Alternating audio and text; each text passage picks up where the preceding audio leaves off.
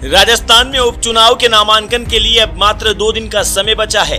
25 अक्टूबर को नामांकन दाखिल करने की अंतिम तारीख है। अब तक सिर्फ बीजेपी के ही 7 में से 6 सीटों पर उम्मीदवारों का ऐलान हुआ है।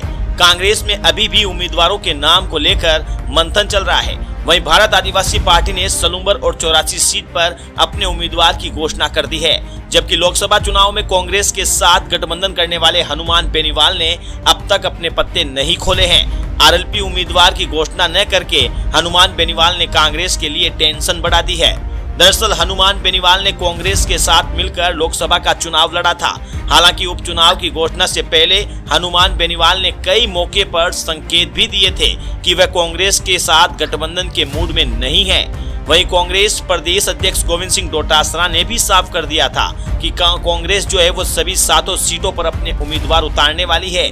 गठबंधन पर अंतिम फैसला दिल्ली से होगा। आपको बता दें कि इस बीच बुधवार को कार्यकर्ताओं के साथ बैठक में हनुमान बेनीवाल ने कहा कि आप सबके कहने से ही इस बार प्रत्याशी मैदान में उतारूंगा, लेकिन आप सब ने वह भार मेरे पर ही वापस डाल दिया। प्रत्याशी का चयन मेरे को ही करना है और मैं अभी इसके लिए इंतजार कर रहा हूं कि कांग्रेस से मेरा गठबंधन नहीं टूटे, क्योंकि दिल्ली में कांग्रेस के साथ गठबंधन में हूं, इसलिए राजस्थान में गठबंधन तोड़ना नहीं चाहता। नहीं तो आप लोग ही कहते कि हनुमान जी तो जिससे भी गठबंधन करते हैं उससे तोड़ लेते हैं। हनुमान बेनीवाल ने आगे कहा कि मैंने कुछ दिन पहले ही बयान दिया था, मेरी 1 नंबर दुश्मन बीजेपी पार्टी है, राजस्थान में उसी को हराना है। इसीलिए मैं अभी तक इंतजार कर रहा हूं कि खिमसर विधानसभा सीट के लिए भी अगर कांग्रेस से गठबंधन हो जाता है तो अच्छा रहेगा, नहीं तो फिर आप लोगों के कहने से आपका चुना हुआ प्रत्याशी मैदान में उतारूंगा। दरअसल नागौर सांसद हनुमान बेनीवाल कह चुके हैं कि अगर कांग्रेस और आरएलपी का गठबंधन होता है तो उनकी पार्टी 2 सीटों पर खिमसर के साथ देवली उनियारा सीट चुनाव लड़ेगी। अगर कांग्रेस गठबंधन नहीं करती है तो आरएलपी 2 की जगह 4 सीटों पर खिमसर, देवली उनियारा, झुंझुनू, रामगढ़ सीट पर अपना प्रत्याशी उतारेगी।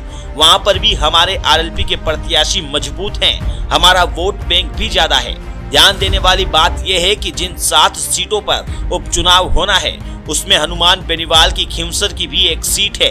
बेनीवाल यहीं से विधायक थे, बाद में उनके सांसद बनने के बाद ये सीट खाली हुई है और अब यहाँ पर उपचुनाव होने वाला है। आपको क्या लगता है कि अगर कांग्रेस पार्टी गठबंधन नहीं करती है तो क्या कांग्रेस पार्टी को इन 4 सीटों पर खामियाजा भुगतना होगा या कांग्रेस पार्टी के लिए कोई फर्क नहीं पड़ने वाला? कमेंट बॉक्स में जरूर बताइएगा।